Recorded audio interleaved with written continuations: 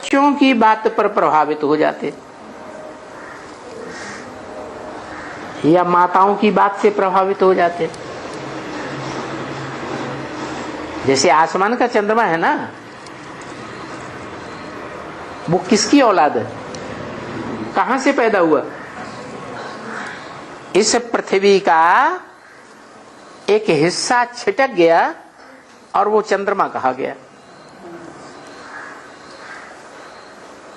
उपग्रह कहा जाता है। पृथ्वी है ग्रह और चंद्रमा है उपग्रह। उपग्रह माने पृथ्वी का हिस्सा है। तो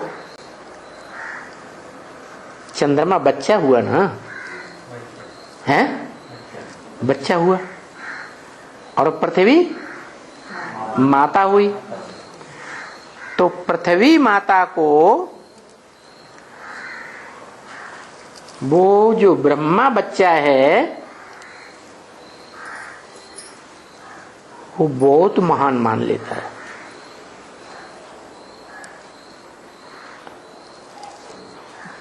जैसे छोटा बच्चा होता है ना,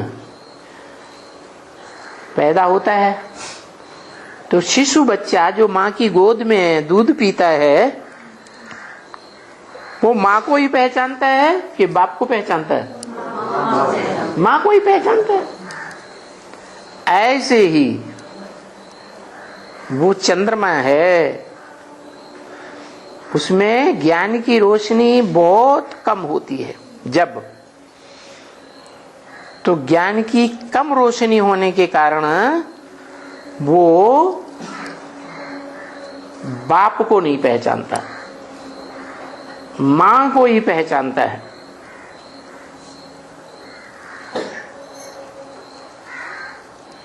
देखो अपने यज्ञ की हिस्ट्री में टैली करो।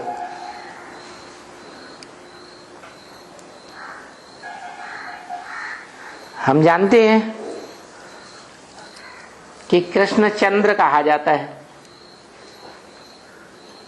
कृष्ण की उपमा चंद्रमा से दी जाती है। चंद्रमा 16 कला संपूर्ण बनता है, कलाहीन बनता है। तो जो चंद्रमा है उस पर पृथ्वी का परछाया पड़ता है। क्या होता है? एक तरफ सूर्य, बीच में पृथ्वी और इधर चंद्रमा। तो पृथ्वी का परछाया जो है वो चंद्रमा पर पड़ता है और चंद्रमा का वो हिस्सा दिखाई नहीं पड़ता, अंधेरा हो जाता है ना। तो जो पृथ्वीवासी हैं उनको चंद्रमा का हिस्सा दिखाई नहीं पड़ता क्योंकि चंद्रमा पर अंधेरा हो जाता है। और वास्तव में चंद्रमा अंधेरे में आता है या नहीं आता है? हैं? अंधेरे में आता है। इसका मतलब हुआ कि जो भगवान ज्ञान सूर्य सृष्टि पर आता है तो जो ज्ञान चंद्रमा के रूप में पार्ट बजाने वाली आत्मा है वो भी अंधेरे में आती है, अज्ञानता के अंधेरे में आती है। और हम जानते हैं कि ब्रह्मा बाबा जो ज्ञान चंद्रमा कृष्ण की आत्मा है, सतयुग की आदि में 16 कला संपूर्ण होता है, वो आत्मा जो कि सृष्टि में जलमयी दिखाई जाती है, तो जलमयी में पीपल के पत्ते के पर ऊपर दिखाया जाता है। माने इस सृष्टि में पहले पहले कौन आया? कौन आया? इस सृष्टि में जब जलमयी थी सारी सृष्टि, सारी पृथ्वी जल में डूबी हुई थी, तो कौन आया पहले पहले? है कृष्ण आया। तो वो कृष्ण वाली आत्मा जो है उसको साक्षात्कार हुए थे ना, है? उन साक्षात्कारों के आधार पर उनको पक्का निश्चय बैठ गया। कब? जब उनके भागीदार ने उनको साक्षात्कारों का क्लैरिफिकेशन दिया। वास्तव में ऐसा नहीं है कि भागीदार ने क्लैरिफिकेशन दिया। भागीदार भी तो दुनियावी धंधाधोरी करने वाला व्यक्ति ही था ना, है कि कोई पहुंचा हुआ संत था, ऐसा तो नहीं। लेकिन ये है कि जो ब्रह्मा के गुरु हुए, 12 गुरु किए थे उन्होंने, तो उस समय जो वर्तमान गुरु था, उस गुरु ने भी उनके साक्षात्कारों का अर्थ नहीं बता पाया।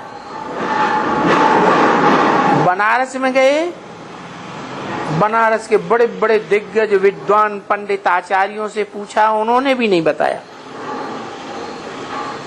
तो उनके दिमाग में ये आया ब्रह्मा बाबा को कि हमारी दुकान का जो मैनेजर है वो बड़ा होशियार है,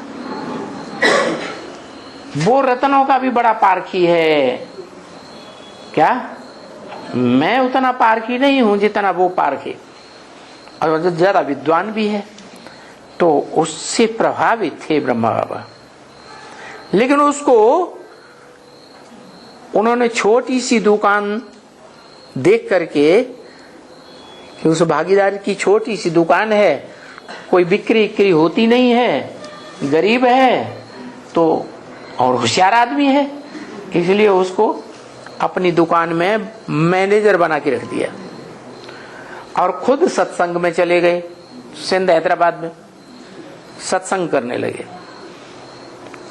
उसको बता दिया कि देखो, पैसा और पूंजी हमारी, और जो मेहनत करोगे सो तुम्हारी मेहनत हमारी पूंजी दोनों आधा आधा हो गया, इसलिए जो भी फायदा हो दुकान में वो आधा आधा करके बांट देना। तो दोनों में एग्रीमेंट हो गया। वो सत्संग करने चले गए और जो भागीदार है वो अपने 10 साल से उस दुकान में काम कर रहा था। सत्संग करते करते 10 साल के अंदर उनको 1936 में साक्षात्कार हुए ब्रह्मा बाबा को, जैसे और भक्तों को साक्षात्कार होते रहे। सूरदास को, तुलसीदास को, मीरा को, रैदास को, कितने भक्तों को साक्षात्कार हुए। तो ऐसे ही ब्रह्मा बाबा को साक्षात्कार हुए और वो साक्षात्कारों को किसी ने क्लैरिफिकेशन नहीं दिया, समझाने दी नहीं। तो बनारस होते होते वो उसी भागीदार के पास पहुंच गए। तो भागीदार के द्वारा उनको क्लैरिफिकेशन मिला और उनको पक्का बुद्धि में बैठ गया, यही सच्चा है। क्या? जो सच्चाई उनके भागीदार के द्वारा उनको मिली, साक्षात्कारों का अर्थ, उसके ऊपर पक्का विश्वास बैठ गया। लेकिन भागीदार के ऊपर विश्वास नहीं बैठा। क्या? कि जो साक्षात्कारों का अर्थ दुनिया के बड़े बड़े विद्वान पंडित आचार्य नहीं बता सके, वो अर्थ उस भागीदार ने, जो उनके यहाँ नौकर था, मैनेजर दुकान में, वो कैसे बता सकता है? ये बुद्धि भी नहीं आया। क्यों नहीं आया है?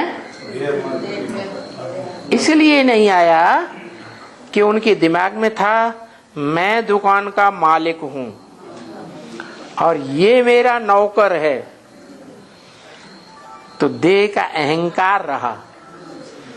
उस देह के अहंकार के कारण वो अपने भागीदार को पहचान नहीं सके। इस भागीदार में कौन सी शक्ति ने प्रवेश करके ये साक्षात्कारों का क्लैरिफिकेशन दे दिया? क्या वो नहीं समझ सके। तो किससे समझा फिर उन्होंने समझा जो दो माताएं थी यज्ञ के आदि में, एक तो भागीदार की पत्नी